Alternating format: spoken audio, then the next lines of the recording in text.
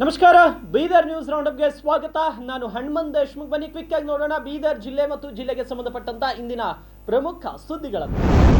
ರಾಜ್ಯದಲ್ಲಿ ಅತಿ ಹೆಚ್ಚು ಅವಧಿಗೆ ಸಿಎಂ ಆದ ಹೆಗ್ಗಳಿಕೆಗೆ ಪಾತ್ರರಾದ ಹಿನ್ನೆಲೆ ಬೀದರ್ನಲ್ಲಿ ಸಿಎಂ ಸಿದ್ದರಾಮಯ್ಯ ಅವರಿಗೆ ಸಿದ್ದು ಅಭಿಮಾನಿಗಳು 6 ಅಡಿ ಕಟ್ಔಟ್ ಅನ್ನು ಹಿಡಿದು ಮೆರವಣಿಗೆ ಮಾಡುವ ಮೂಲಕ ಅಭಿನಂದನೆಯನ್ನ ಸಲ್ಲಿಸಿದರು. ಅಂಬೇಡ್ಕರ್ ವೃತ್ತದಿಂದ ಬಸವೇಶ್ವರ ವೃತ್ತ, ಬೊಮ್ಮಗೊಂಡೇಶ್ವರ ವೃತ್ತ, ಭಗತ್ ಸಿಂಗ್ ವೃತ್ತದವರೆಗೆ ಮೆರವಣಿಗೆ ಮಾಡಿ ಪಟಾಕಿ ಸಿಡಿಸಿ ಸಂಭ್ರಮಿಸಿದ್ರು.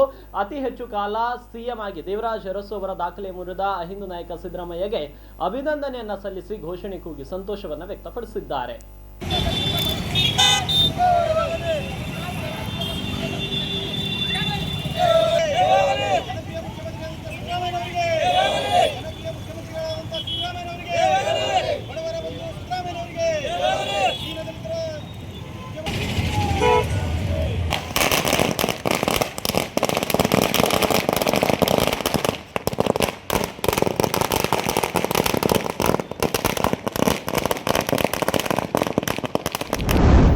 ಬೀದರ್ ಜಿಲ್ಲೆಯ ಹಿರಿಯ ಪತ್ರಕರ್ತ ನಾಗಶೆಟ್ಟಿ ಧರ್ಮಪುರಿ ತೀವ್ರ ಹೃದಯಘಾತದಿಂದಾಗಿ ನಿನ್ನೆ ಸಂಜೆ ನಿಧನ ಹೊಂದಿದ್ದಾರೆ. ತಮ್ಮ 56ನೇ ವಯಸ್ಸಿನಲ್ಲಿ ಕೂಡ 16ರ ಯುವಕನಂತೆ ಸದಾ ಕ್ರಿಯಾಶೀಲರಾಗಿ ಸದಾ ಮುಗುಳು ನಗುತ್ತಾ ಪತ್ರಿಕಾ ರಂಗದಲ್ಲಿ ಸೇವೆ ಸಲ್ಲಿಸುತ್ತಾ ಬಂದಿದ್ರು. ಕಳೆದ 35 ವರ್ಷಗಳಿಂದ ಪತ್ರಿಕಾ ರಂಗಕ್ಕೆ ಅಪಾರವಾದ ಸೇವೆ ಸಲ್ಲಿಸಿದ ನಾಗಶೆಟ್ಟಿ ಧರ್ಮಪುರಿ ಅವರು ಕ್ರಾಂತಿಭೂಮಿ, ಶರಣಭೂಮಿ ಪತ್ರಿಕೆಯ ಸಂಪಾದಕರಾಗಿ ಜಿಲ್ಲೆಯ ಜ್ವಲಂತ ಸಮಸ್ಯೆಗಳಿಗೆ ಧ್ವನಿಯಾಗುತ್ತಾ ಬಂದಿದ್ರು. ಇಂದು ಬೀದರ್ ನಗರದ ಚಿದ್ರಿಯ ಸಮೀಪ ಇರುವಂತಹ ವೀರಶೈವ ಲಿಂಗಾಯತ ರುದ್ರಭೂಮಿಯಲ್ಲಿ ಅವರ ಅಂತ್ಯಕ್ರಿಯೆ ಜರುಗಿದೆ.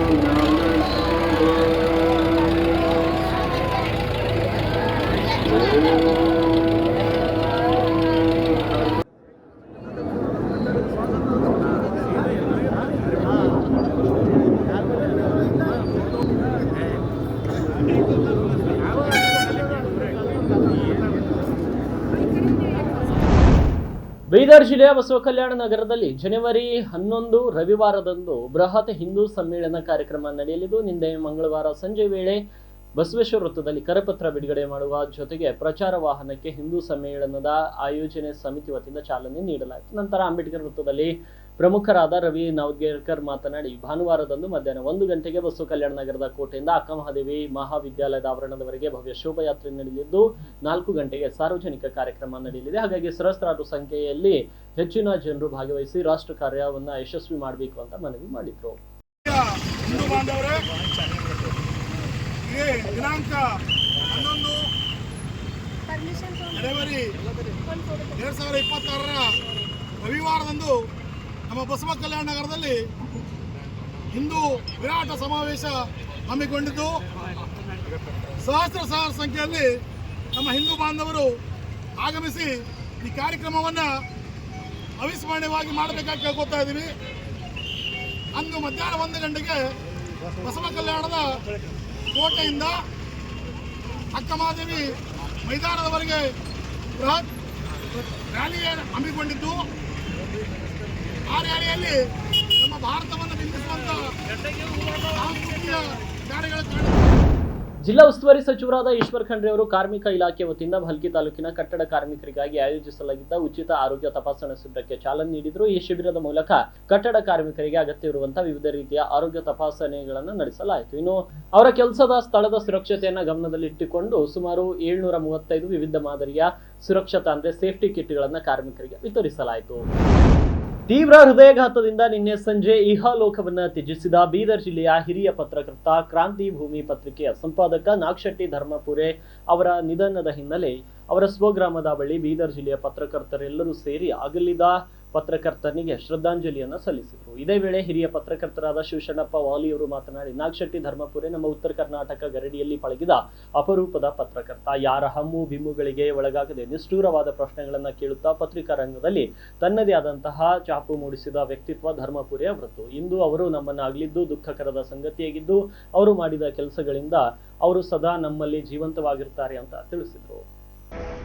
ನಮ್ಮನ್ನು ಬಿಟ್ಟು ಆಗಲಿಲ್ಲ. ನನಗೆ ಹೆಚ್ಚಿಂದು ಹೇಳೋದೇನೋ ಒಂದಂದರೆ, ಉತ್ತರ ಕರ್ನಾಟಕ ಗರಡಿಯಲ್ಲಿ ಪಳಗಿದಂಥ ಒಬ್ಬ ಹೋರಾಟಗಾರ ಇವತ್ತು ಇಲ್ಲದಂತೆ ಧರ್ಮಾಪುರ ಕೇವಲ ಪತ್ರಕರ್ತನಾಗಿರದೆ ಯಾವುದೇ ಸಾರ್ವಜನಿಕ ಕಾರ್ಯ ಇರಲಿ ಅದರಲ್ಲಿ ಮುತುವರ್ಜಿ ವಹಿಸಿ ಎಲ್ಲಕ್ಕಿಂತಲೂ ಮುಂದೋಗಿ ಕೆಲಸವನ್ನು ಮಾಡ್ತಕ್ಕಂಥ ಒಂದು ಗುಣ ಅವರಲ್ಲಿತ್ತು. ಯಾವುದೇ ಪ್ರಶ್ನೆ ಸರಿಯಾಗಿ ಕೇಳಬೇಕಾದ್ರೆ ಯಾರಿಗೂ ಹೆದರಲಾರದಂತೆ ಸರಿಯಾಗಿ ಕೇಳ್ತಕ್ಕಂಥ ಒಂದು ಧೈರ್ಯ ಆತನಲ್ಲಿತ್ತು. ಒಳ್ಳೆ ಮತ್ತು ಕೆಟ್ಟದ್ದು ಯಾವುದೇ ಕಾರ್ಯಕ್ರಮ ಇರಲಿ ಅಂಥ ಕಾರ್ಯದಲ್ಲಿ ಮುಂದುವರಿದು ಅವ್ರ ಕಾರ್ಯವನ್ನು ಮಾಡ್ತಿದ್ರು. ಇವತ್ತು ಅವರ ಆತ್ಮಕ್ಕೆ ಶಾಂತಿ ಅಂತ ನಾವು ಕೇಳ್ತಾ ಇದ್ದೀವಿ. ಆದರೆ ಆತ್ಮ ಅಮರವಾಗಿರ್ತದೆ, ಅದು ಸಾಯೋದಿಲ್ಲ, ಶರೀರ ಮಾತ್ರ ಬದಲಾವಣೆ ಆಗ್ತದೆ. ಅದಕ್ಕೆ ಆತ್ಮ ನಿಜವಾಗಿಯೂ ಶಾಂತಿ ರೂಪವಾಗೇ ಇರ್ತದೆ. ನಾವು ಒಂದು ಪದ್ಧತಿ ಮಾಡ್ಕೊಂಡ್ವಿ ಶಾಂತಿ ಕೋರಬೇಕು ಅಂತ. ಆತ್ಮ ಯಾವಾಗಲೂ ಶಾಂತಿನೇ ಅದರ ಸ್ವರೂಪ. ಕೇವಲ ಅದು ತನ್ನ ಶರೀರವನ್ನು ಬದಲಾವಣೆ ಮಾಡ್ತದೆ, ಅದು ಎಂದೂ ಸಾಯೋದಿಲ್ಲ. ಧರ್ಮಪುರವರು ತಮ್ಮ ಶರೀರ ಬದಲಾವಣೆ ಮಾಡ್ತಾ ಇದ್ದಾರೆ ವಿನ ಅವರು ಗಂಟು ಆಗಲಿಲ್ಲ. ಬೇರೆ ರೂಪದಲ್ಲಿ ಮತ್ತೆ ನಮ್ಮ ಎದುರಿಗೆ ಅವರು ಇರ್ತಾರೆ. ಇಂಥ ಒಂದು ಕಾರ್ಯಕ್ರಮದಲ್ಲಿ ಎಲ್ಲ ಬಾಂಧವರು ಅತಿ ಹೆಚ್ಚಿನಿಂದ ಯುವಕರೆಲ್ಲರೂ ತಾವು ಸೇರಿಕೊಂಡಿದ್ದೀರಿ. ತಮ್ಮೆಲ್ಲರಿಗೂ ದೇವರು ಒಳ್ಳೆಯದು ಮಾಡಲಿ. ಒಂದೇ ಮಾತು. ಬೀದರ್ ಜಿಲ್ಲೆಯ ಬಸವ ಕಲ್ಯಾಣ ತಾಲೂಕಿನ ಯರಬಾಗ್ ಗ್ರಾಮ ಪಂಚಾಯಿತಿ ವ್ಯಾಪ್ತಿಯ ಸದಲಾಪುರ ಗ್ರಾಮದ ದಲಿತ ಓಣಿಯಲ್ಲಿ ಮೂಲ ಸೌಕರ್ಯಗಳ ಕೊರತೆ ತಾಂಡವವಾಡುತ್ತಿದ್ದು ಗ್ರಾಮ ಪಂಚಾಯತ್ ಅಧ್ಯಕ್ಷೆ ಮತ್ತು ಪಿಡಿಒ ನಿರ್ಲಕ್ಷ್ಯ ತೋರುತ್ತಿದ್ದಾರೆ ಎಂದು ಆಶ್ರಯದೀಪ್ ಚಾರಿಟೇಬಲ್ ಟ್ರಸ್ಟ್ ಮತ್ತು ಅಂಬೇಡ್ಕರ್ ಸೇವಾ ಸಮಿತಿ ವತಿಯಿಂದ ತಾಲೂಕು ಪಂಚಾಯತ್ ಕಾರ್ಯನಿರ್ವಾಹಕ ಅಧಿಕಾರಿಗಳಿಗೆ ಮನವಿ ಪತ್ರವನ್ನು ನೀಡಲಾಯಿತು. ಸದಲಾಪುರ ಗ್ರಾಮದ ದಲಿತ ಓಣಿಯಲ್ಲಿ ಸರಿಯಾದ ಸಿಸಿ ರಸ್ತೆಗಳಿಲ್ಲ, ಚರಂಡಿಗಳು ತುಂಬಿ ದುರ್ವಾಸನೆ ಬೀರುತ್ತಿವೆ. ಇದರಿಂದ ಕಾಲ್ರಾ, ಮಲೇರಿಯಾದಂತಹ ರೋಗಗಳು ಬರುತ್ತಿವೆ. 15ನೇ ಹಣಕಾಸಿನ ಯೋಜನೆಯ ಹಣವನ್ನ ಮೂಲ ಸೌಕರ್ಯಗಳ ಅಭಿವೃದ್ಧಿಗೆ ಉಪಯೋಗಿಸದೆ ಗುಡಿ ಗೋಪುರಗಳಿಗೆ ನೀಡುವುದಲ್ಲದೆ ಅಭಿವೃದ್ಧಿ ನೆಪದಲ್ಲಿ ನಕಲಿ ಬಿಲ್ ಸೃಷ್ಟಿಸಿ ಲಕ್ಷಾಂತರ ರೂಪಾಯಿ ಲೂಟಿ ಹೊಡೆಯುತ್ತಿದ್ದಾರೆ ಎಂದು ಆಕ್ರೋಶವನ್ನು ವ್ಯಕ್ತಪಡಿಸಿದರು. ಎಲ್ರಿಗೂ ಕ್ರಾಂತಿಕಾರಿ ಜೈ ಭೀಮ್. ನಾನು ದೇವಾನಂದ್ ತೋಳೆ, PSS ತಾಲೂಕಾ ಸಂಚಾಲಕರು, ಹುಲ್ಸೂರು. ಇವತ್ತಿನ ವಿಷಯ ಏನಂತಂದರೆ, ಬಸವ ಕಲ್ಯಾಣ ತಾಲೂಕಿನ ಯರಬಾಗ್ ಗ್ರಾಮ ಪಂಚಾಯತ್ನಲ್ಲಿ ಬರುವಂಥ ಸದಲಾಪುರ ಗ್ರಾಮದ ದಲಿತ ಓಣೆಯಲ್ಲಿ ಮೂಲ ಸೌಕರ್ಯಗಳ ಕುಂದುಕೊರತೆಗಳ ಬಗ್ಗೆ ನಾವು ತಾಲೂಕಾ ಪಂಚಾಯತ್ ಅವರಿಗೆ ಮನವಿ ಸಲ್ಲಿಸಲಿಕ್ಕೆ ಬಂದಿದ್ದೀವಿ.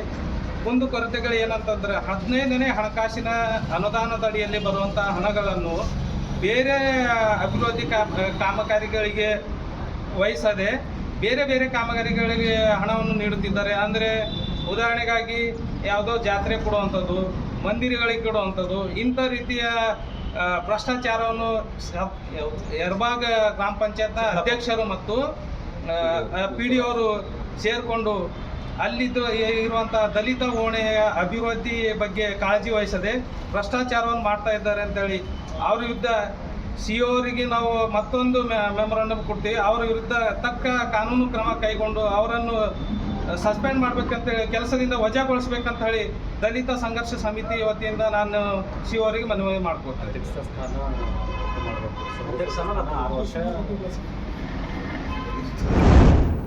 ಧಾರ್ಮಿಕ ದತ್ತಿ ಇಲಾಖೆ ಅಧೀನದಲ್ಲಿ ಬರುವಂತಹ ಐತಿಹಾಸಿಕ ಪ್ರಸಿದ್ಧ ಅಮರೇಶ್ವರ ದೇವಸ್ಥಾನದ ಮಹಾದ್ವಾರ ಸೇರಿದಂತೆ ಅಭಿವೃದ್ಧಿ ಕಾಮಗಾರಿಗಳಿಗೆ ಅನುಮತಿ ಸಿಗದೆ ಅಡ್ಡಿ ಎದುರಾಗಿದೆ. ದೇವಸ್ಥಾನ ಮಹಾದ್ವಾರ ಶಿಥಿಲಾವಸ್ಥೆಗೆ ತಲುಪಿದ್ದು ಅದನ್ನು ತೆರವುಗೊಳಿಸಿ ಹೊಸದಾಗಿ ಮಹಾದ್ವಾರ ನಿರ್ಮಾಣ ಮಾಡುವಂತೆ ಸ್ಥಳೀಯ ಭಕ್ತರು ಬೇಡಿಕೆಯನ್ನು ಮಂಡಿಸಿದ್ದಾರೆ. ಭಕ್ತರು ದೇಣಿಗೆ ನೀಡಿದ 1.5 ಕೋಟಿಯಷ್ಟು ಹಣ ದೇವಸ್ಥಾನದ ಖಾತೆಯಲ್ಲಿ ಇದೆ. ಅಲ್ಲದೆ ಪ್ರತಿ ವರ್ಷ 10 ರಿಂದ 15 ಲಕ್ಷ ಹುಂಡಿ ಹಣ ಬರುತ್ತದೆ. ಇದನ್ನೆಲ್ಲ ಸೇರಿಸಿ 2.5 ಕೋಟಿ ಹಣ ಮೊತ್ತದಲ್ಲಿ ದೇವಸ್ಥಾನದ ಗೋಪುರ ಹಾಗೂ ಇನ್ನಿತರ ಕಾಮಗಾರಿ ಕೈಗೊಳ್ಳಲು ಅನುಮತಿ ನೀಡುವಂತೆ ಜಿಲ್ಲಾಡಳಿತ 2022ರಲ್ಲಿ ಧಾರ್ಮಿಕ ದತ್ತಿ ಇಲಾಖೆ ಆಯುಕ್ತರಿಗೆ ಪ್ರಸ್ತಾವನೆ ಸಲ್ಲಿಸಿದರೂ ಸಹ ಅನುಮತಿ ಸಿಗದ ಕಾರಣ ಕಾಮಗಾರಿ ಕೈಗೊಳ್ಳಲು ಸಾಧ್ಯವಾಗಿಲ್ಲ ಅಂತ ಸಾಮಾಜಿಕ ಹೋರಾಟಗಾರ ಗುರುನಾಥ್ ವಡ್ಡೆ ತಿಳಿಸಿದರು.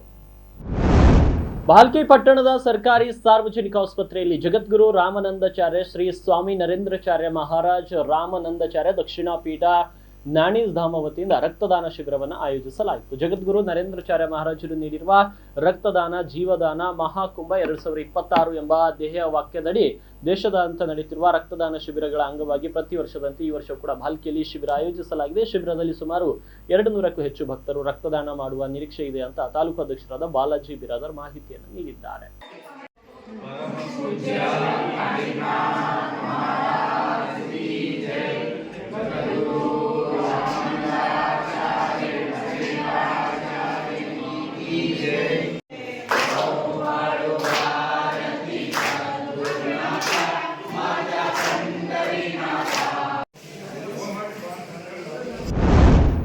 ಮಾಜಿ ಸಚಿವ ಹಾಗೂ ಔರಾದ್ ಮತಕ್ಷೇತ್ರದ ಶಾಸಕರಾಗಿರುವಂತಹ ಪ್ರಭು ಚವ್ಹಾಣ್ ಅವರು ಜನವರಿ 7ರಂದು ವಡ್ಗಾಂವ್ ಹೋಬಳಿ ವ್ಯಾಪ್ತಿಯಲ್ಲಿನ ವಿವಿಧ ಹಳ್ಳಿಗಳಲ್ಲಿ ಗ್ರಾಮ ಸಂಚಾರವನ್ನ ನಡೆಸಿದರು. Kaudgaon, Ballur J, Kauta K, Kauta B, Pashapur, Gadi Kushnur, Belur N, Alur B, Alur K ಗ್ರಾಮಗಳಲ್ಲಿ ಸಾರ್ವಜನಿಕರ ಅಹವಾಲುಗಳನ್ನು ಆಲಿಸಿ ಕೆಲವು ಸಮಸ್ಯೆಗಳಿಗೆ ಸ್ಥಳದಲ್ಲಿಯೇ ಪರಿಹಾರವನ್ನ ಕಲ್ಪಿಸಿದರು. Wadgaon, Ballur J, Kauta K, Kauta B ಗ್ರಾಮಗಳಲ್ಲಿ ಜನತೆ ಹಿಂದೆ ಸುರಿದ ವಿಪರೀತ ಮಳೆಯಿಂದಾಗಿ ವಿದ್ಯುತ್ ಕಂಬಗಳು ಉರುಳಿ ಬಿದ್ದಿವೆ. ತಂತಿಗಳು ಹಾಳಾದ ಕಾರಣ ವಿದ್ಯುತ್ ಪೂರೈಕೆ ಸಮರ್ಪಕವಾಗಿ ಆಗ್ತಾ ಇಲ್ಲ. ಈ ಬಾರಿ ಬಹಳಷ್ಟು ರೈತರು ಕಬ್ಬು ಬಿತ್ತನೆ ಮಾಡಿದ್ದು ವಿದ್ಯುತ್ ಸಮಸ್ಯೆ ಕಾರಣ ಪಂಪ್ ಸೆಟ್ಗಳು ನಡೆಯದೆ ಬೆಳೆಗಳು ಒಣಗುತ್ತಿವೆ. ರೈತರು ತೀವ್ರ ಆತಂಕದಲ್ಲಿದ್ದಾರೆ. ಇಲಾಖೆ ಅಧಿಕಾರಿಗಳು ಸ್ಪಂದಿಸುತ್ತಿಲ್ಲ ಅಂತ ರೈತರು ಗೋಳನ್ನ ತೋಡಿಕೊಂಡ್ರು.